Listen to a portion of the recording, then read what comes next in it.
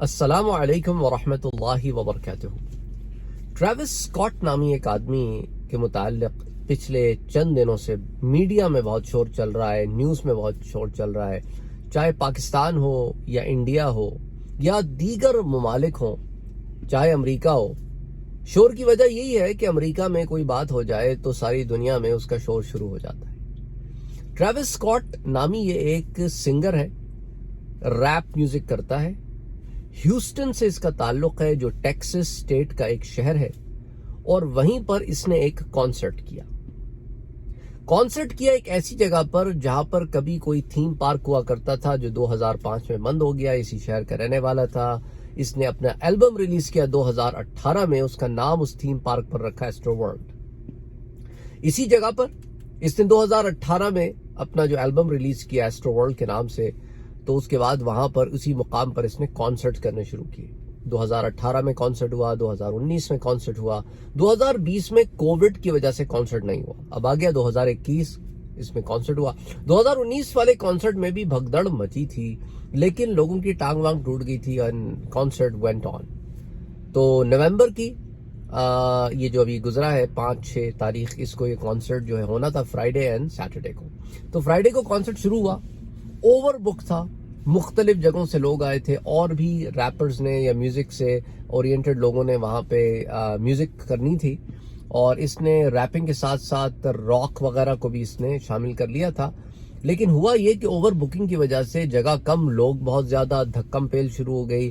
Stage کے قریب آنے کے لیے لوگوں نے تگ و دو کوشش کرنی شروع کر دی، تو نتیجتاً لوگ پسنا شروع ہوئے۔ جو سٹیج کے قریب تھے انہیں پیچھے سے بہت پریشر آیا، تو اس کی وجہ سے وہ پسنا شروع ہو گئے۔ نتیجتاً 8 اموات ہو گئی، 8 لوگ مارے گئے، اور اس کے علاوہ ایک عجیب بھگدڑ مچ گئی، اور کئی لوگ زخمی ہوئے، جن کی تعداد ابھی ہمیں نہیں پتا ایگزیکٹلی۔ 4-5 دن ہو گئے ہیں، لیکن پریس ہونے کی وجہ سے، دم گھٹنے کی وجہ سے کئی لوگوں کی اموات ہو گئی، 8 کے قریب۔ تو ایک بہت بڑا اس کا کیاس مچ گیا۔ ساتھ ساتھ ٹک ٹاک پر اور مختلف اور جگہوں پر، آپ کو تو پتا ہے ہمارے پاس کانسپریسی تھیوریز کی کتابیں جو ہیں وہ لائبریریز بھری ہوئی ہیں، اور لوگ کانسپریسی تھیوریز پر اتنا زیادہ بلیو کرتے ہیں کہ کانسپریسی تھیوری کے نام سے آپ انہیں کچھ دے دینا، وہ بس اس کے اوپر جمگھٹے کی طرح پہنچ جاتے ہیں، جیسے شہد کی مکھیاں پہنچتی ہیں۔ تو انہوں نے کسی نے اس کو کانسپریسی تھیوری کا نام دے دیا، کسی نے اس کو الومناٹی سے جوڑ دیا، کسی نے اس کو سیٹینک کانسرٹ کہہ دیا۔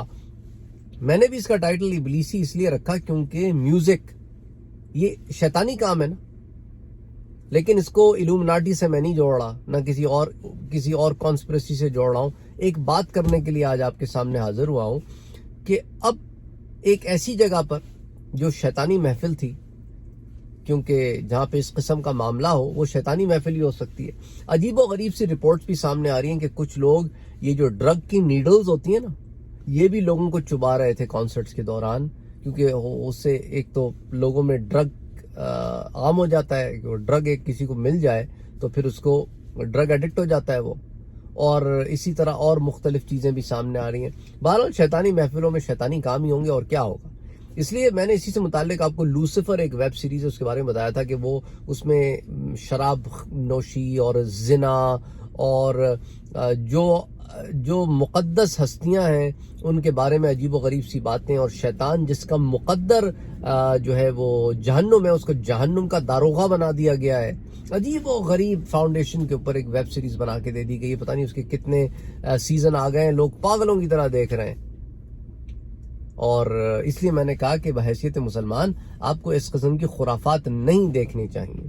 ایک تو نگاہ، پھر سوچ، کان، یہ تمام اعضاء کے اوپر ایک منفی انفارمیشن آ رہی ہے، اور پھر گناہ الگ ہو رہا ہے، اور پھر غلط انفارمیشن آپ دیکھ رہے ہیں۔ اور مقدس ہستیوں کے بارے میں جب آپ الٹی سیدھی چیزیں دیکھتے ہیں، جیسا مجھے کسی بھائی نے کامنٹ میں بتایا کہ آدم علیہ السلام اور حوا علیہ السلام کو بھی لے کر اس میں بہت سارا عجیب و غریب سا مواد موجود ہے، تو پھر انسان وسوسوں میں اور توہمات میں پڑ جاتا ہے۔ پھر میرے پاس میسیجز آنے شروع ہو جاتے ہیں، میں نے یہ سوچ لیا، میں نے وہ سوچ لیا۔ تو بھئی ایسی چیزیں دیکھو ہی نہیں، کیا ضرورت ہے دیکھنے کی۔ تو اب آپ یہ سوچیں کہ وہ لوگ جو اتنی محنت کر کے سارے امریکہ سے ٹکٹیں خرید کے چھوٹے چھوٹے بچوں کو گانے سنوانے کے لیے اس کانسرٹ میں گئے اور ایک لائف چینجنگ ایکسپیرینس لے کر واپس آئے یا واپس ہی نہیں آئے, ہمیشہ کے لیے دنیا چھوڑ کے چلے گئے, تو ایک لمحے کو سوچو کہ کس ڈائریکشن میں محنت کرنے کے لیے جا رہے تھے. بحیثیت مسلمان آپ اور میں اپنے آپ کو اینالائز کریں کہ ہماری محنتیں کس ڈائریکشن میں ہونی چاہیے. اس پہ مجھے ہمارے ایک دوست کا واقعہ یاد آ گیا. دوست بھی ہیں اور ہمارے ساتھ والنٹری وہ خطیب بھی ہیں مسجد میں, تو اسی لیے بیسکلی پیشے سے تو وہ گیسٹرنٹولوجسٹ ہیں, اسپیشلسٹ ہیں. اینی وے, تو وہ کہنے لگے کہ میرا بڑا سیریس ایکسیڈنٹ ہو گیا ایک دفعہ, اور میں سوچ رہا تھا کہ خدا نہ خواستہ اس ایکسیڈنٹ میں اگر میں مر جاتا تو وہ میں آخری چیز کیا سن رہا ہوتا جسے میں اس دنیا سے چھوڑتے وقت سن رہا تھا. اللہ کا شکر ہے کہ میری گاڑی میں قرآن لگا ہوا تھا. اگر اس کی جگہ گانے لگے ہوتے تو گانے میرا آخری چیز ہوتی اس دنیا سے جاتے ہوئے, جو میں سنتے ہوئے دنیا سے جاتا, اگر یہ معاملہ میرے ساتھ ویسا ہو گیا ہوتا. بڑی زبردست بات کی تھی. اس بات کو میں سمجھتا ہوں کئی سال ہو گئے, شاید 10-12 سال ہو گئے ہوں گے اس بات کو, لیکن وہ بات مجھے آج بھی یاد ہے کہ کچھ پتہ نہیں ہوتا کسی لمحے کا کب کیا ہو جائے. تو انسان کو ہر وقت تیار رہنا چاہیے, اور اس تیاری کے اندر اس طرح کی چیزوں سے آپ بچیں. ہمارے ہاں بھی بڑا شوق ہے لوگوں کو کانسرٹس میں جانے کا اور بڑے بڑے سنگرز کو سننے کا, اور ان کو بڑا عزت و احترام دیتے ہیں, مان سمان دیتے ہیں. ان کو سمجھ نہیں آتا مجھے. ایک آدمی شیطانی کام کر رہا ہے, شیطنت کو فروغ دے رہا ہے, اس کو آپ عجیب و غریب سے طریقے سے آپ اس کو عزت و احترام دے رہے ہیں اور پھول پہنا رہے ہیں, اور اس کو جو ہے اعزاز دیے جا رہے ہیں, پریزیڈنٹ ایوارڈ دیا جا رہا ہے. عجیب لوگ ہیں. بہرحال اللہ ہدایت دے, اور ہم کیا کہہ سکتے ہیں. جب آوا بگڑا ہوا ہو, سارا کے سارا آوا بگڑا ہوا ہو, تو پھر تو اس قسم کی خرافات ہوتی ہیں. کہنے کا مقصد یہی ہے کہ یہ شیطانی محفلیں ہوتی ہیں, اللہ محفوظ رکھے. مجھے کوئی بتا رہا تھا کہ ان 8 مرنے والوں میں سے ایک مسلمان بھی تھا. میں کہا جب تک کنفرم نہیں ہوتا اس پر میں کچھ نہیں کہہ سکتا, لیکن اگر ہے تو اٹس بیسکلی ایک لمحہ فکریہ ہے ہم سب کے لیے کہ اللہ تعالیٰ جو ہے جب اپنے پاس بلائے تو کسی ایسی جگہ پر تو بندہ نہ ہو کہ شرمندگی ہو اسے خود بھی اور پیچھے لوگوں کو بھی.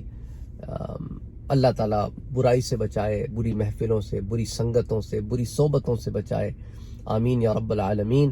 اپنا اور اپنوں کا بہت خیال رکھیے, نماز کی پابندی کیجیے, اور قرآن کریم کی تلاوت کیجیے, اس کو معنی سے سمجھنے کی کوشش کیجیے, ترجمے کے ساتھ پڑھیے, درود پاک پڑھیے, ذکر اذکار میں مصروف رہیے, خالی نہ بیٹھیے. اللہ تعالی ہم سب کے ساتھ بہتری کرے.